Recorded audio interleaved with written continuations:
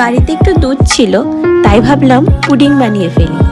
চট করে অর্ডার করে ফেললাম উইকফিল্ডের ক্যারামেল পুডিং পাউডারটা, যেটা 70 গ্রামের প্যাকে আসে। এর ভিতরে ক্যারামেল টপিংসও দেওয়া আছে, জাস্ট কিছুই অ্যাড করতে হবে না। প্রথমে 500 ml দুধ ফুটিয়ে নাও, তারপর পুডিং পাউডারটা আস্তে আস্তে করে পুরোটাই ঢালতে থাকো এবং স্টার করতে থাকো। পুরো পাউডারটা মেশানো হয়ে গেলে 3 মিনিট কন্টিনিউয়াস দুধটা স্টার করতে হবে আর ফোটাতে হবে। ওয়ান্স ইটস ডান, একটা পাত্রে ক্যারামেল টপিংটা ভালো করে মাখিয়ে নাও।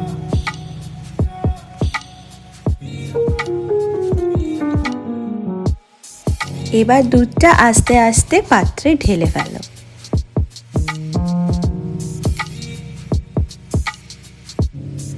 তিন 4 ঘন্টা ডিপ ফ্রিজে রেখে দেবো সেট হওয়ার জন্য।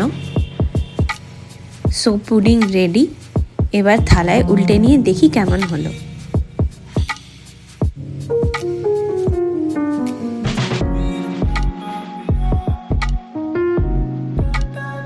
সো মাত্র দুটো ইনগ্রেডিয়েন্টসে একটা দারুণ টেস্টি ডিশ তৈরি হয়ে গেল।